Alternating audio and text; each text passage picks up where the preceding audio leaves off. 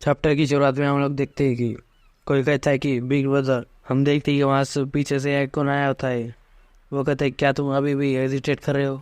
हमारे हीरो कहता है कि मैं ऐसी चीज़ें नहीं करता हूँ। उन्हें पता होना चाहिए कि अगर वे किसी की जान लेने के लिए जाएंगे तो उनकी जान भी जा सकती है। मैं उनके अंतिम शब्द सुनना चाहता था, लेकिन यही उनका उनसे निपटने का अच्छा तरीका था। फिर एक गनमैन में कहता है कि यह सचमुच नरम पड़ गई। फिर वो अपनी शॉट निकाल कर कहता है कि ठीक है, मैं उनकी देखभाल करूँगा, तुम्हें वापस जाना चाहिए बड़े भाई। वो कहता है कि आप उनकी देखभाल क्यों करेगी। हमारी हीरो कहता है कि मैं उन लोगों की रिस्पॉन्सिबिलिटी लूँगा। फिर हम देखते हैं कि वो उन लोगों की ओर बढ़ने लगता है। फिर अगले सीन में हम लोग देखते हैं कि कोई कहता है क्या वो लोग मिसिंग हो गए। यह होता है डांगून गैंग, ये सक्सेसर का कैंडिडेट होता है। वो वहाँ पर सर्वेंट कहता है कि यस सर। फिर वो कहता है कि क्या वो मेरे ब्रदर के साइड से चले गए हैं। वो कहता है कि नहीं सर। फिर वो कहता है कि क्लैन एडियोन उन लोगों के उनके पास इतनी ये नहीं है, गट्स नहीं है, वो आपके लिए वफादार थे। फिर वो कहता है कि उनकी लॉयल्टी, उस झुंड के वफादारी की परवाह कैसे करें, उसकी लॉयल्टी की किसकी परवाह है। वो सर्वेंट कहता है कि वो बहुत ही मददगार थे हम लोगों को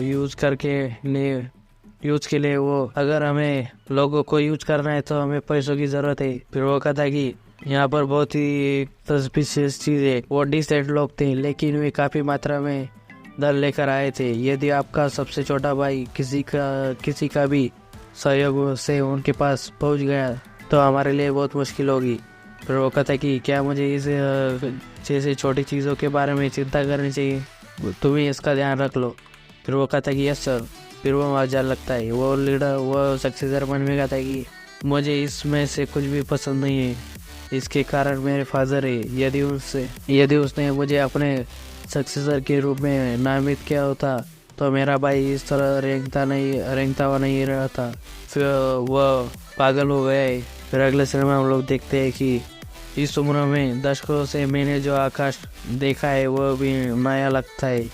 क्या यह मेरे लिए सोन छोड़ने का समय नहीं है? क्या ये मेरा जिंदगी छोड़ने का समय नहीं है? वो इंसान कहता है कि आप अभी भी हेल्दी है, आप ऐसी बातें क्यों कर रहे हैं? फिर वो कहता है कि मैं अब 80 साल से अधिक हो गया हूँ, आप जीवन की नेचुरल लवली को हरा नहीं सकते, चाहे कुछ भी हो जाए।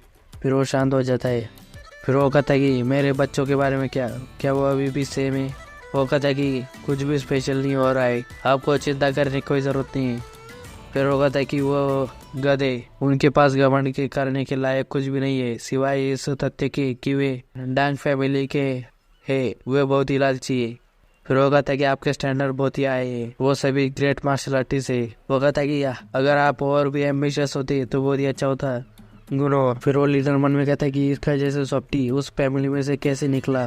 फिर वो कहता है कि माल से कुछ और आ रहा है, उस पर ध्यान दो। वो कहता है कि यस सर। फिर वो मन में कहता है क्या मेरे पास इतना टाइम है? यह सब बिल्कुल निराशजनक है। फिर अगले दिन में हम पवेलियन का सीन देखते हैं। फिर वो कहता है कि जैसा कि आपने प्रॉमिस किया था जल्दी करो। हम देखते हैं कि वो बूढ़ा इंसान उस बच्चे को दबका रहे होते हैं। वो कहते हैं कि हमारे पास इतना टाइम नहीं बचा है, हम लोग मरने वाले हैं, हम लोग मरने का इंतजार कर रहे हैं। फिर वो बच्चा कहता है कि इस तरह का काम टाइम लेता है, मुझे इसके बारे में सोचने दो।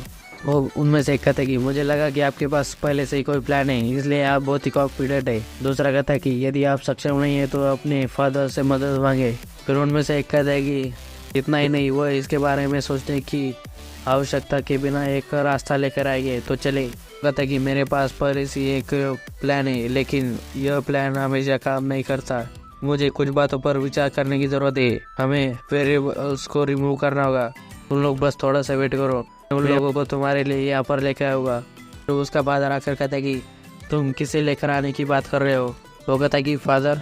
फिर वो बूढ़ा इंसान कहता है कि शैतान की बात। आप दूसरा कहता है कि आपके बेटे ने आपसे वादा किया है, इसलिए आपको इसका वादा निभाना चाहिए। वो कहता है कि मैं इसका ख्याल रखूँगा।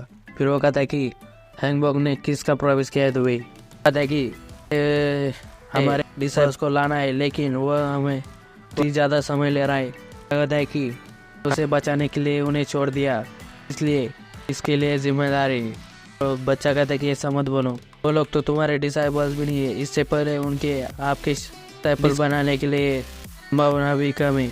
जो ड्रैगन उनके मास्टर बनने के लिए आगे बढ़े, आपकी बारी भी नहीं आएगी।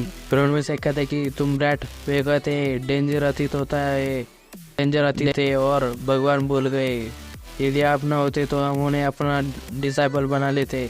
क्या हम कीड़ों से हमारी तुलना करने का साहस कर रहे हैं? फिर वो बच्चा कहता है कि मैं दूसरों के बारे में नहीं जानता, लेकिन एवली ड्रैगन एसोसिएशन की जो 5 ड्रैगन्स है, तुम 7 राक्षसों का हिस्सा उसे हरा पाओगे। पता है क्या हमें अभी इस पर विचार करने की जरूरत है। वह सिर्फ गंदी चालें इस्तेमाल करते हैं, मैं उसका सिर काट दूंगा। फिर उसका फादर कहता है कि क्या आपको नहीं लगता कि आपके फादर को पता होना चाहिए कि क्या हो रहा है? फिर अगले सीन में हम लोग देखते हैं कि उसे सब कुछ बता दिया होता है।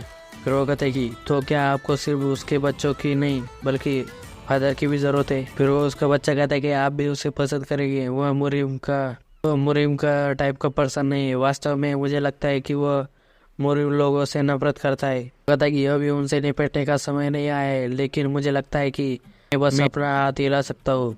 फिर वो दोनों बूढ़े कहते हैं क्या तो आप इसके बजाय ऐसा करेंगे?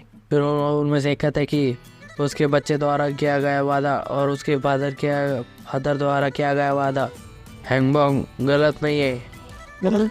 डैंग फैमिली का पर्सन बहुत ही खतरनाक है।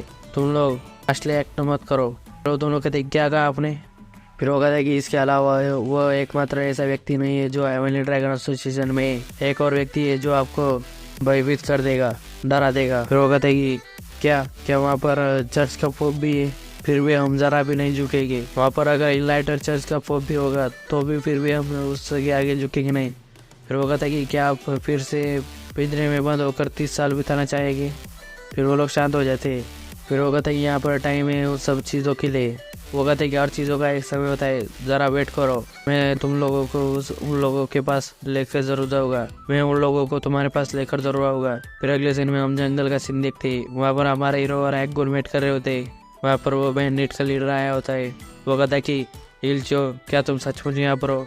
बहुत लंबा समय हो गया है, तुम लोगों को नहीं देखा है तोड़। फिर वो कहता है कि मैंने तुमसे कई बार कहा है मुझे उस तरह मत कहा करो। फिर वो कहता है कि मैं हिलचो और तुम सैंचो, यदि आपको लगता है कि यह अनुचित है तो ट्राई करे और मौके पर पहुंचे। फिर वो कहता है कि तुम कभी नहीं उसकी ओर अटैक करने के लिए पड़ते ही, लेकिन वो एक गुण उसके पास आ जाता है अचानक से। वो कहता है कि तुमसे मिलकर बहुत ही अच्छा लगा मिस्टर हो। फिर वो कहता है कि तुम्हारा वो फॉक्स जैसा चेहरा देखकर अच्छा लगा। फिर वो कहता है कि दुनिया बहुत छोटी है, यह सोचना कि तुम तलवार हो जो बड़े भाई के पीछे थी। फिर वो कहता है कि उसके पीछे तलवार, मुझे खुशी है कि मेरी पिटाई नहीं हुई। फिर वो कहता है कि यदि तुम अभी उससे लड़ो तो तुम उसे लेने में सक्षम हो सकते हो, वो बहुत नरम हो गए। फिर वो कहता है कि आप क्या कहते हैं, क्या हमें अपनी रैंक दोबारा बनानी चाहिए? आप हिलचो क्यों नहीं थे? मैं बड़ा भाई बनूंगा। फिर वो कहता है कि क्या तुम सचमुच में हो? खैर वो निश्चित रूप से नरम हो गए। फिर वो हमारी हीरो कहता है कि जरूर आप लोगों को बिग ब्रदर और हिलचो करना चाहिए। फिर अगले सीन में हम लोग देखते हैं कि फिर इतने में ये एपिसोड खत्म हो जाता है।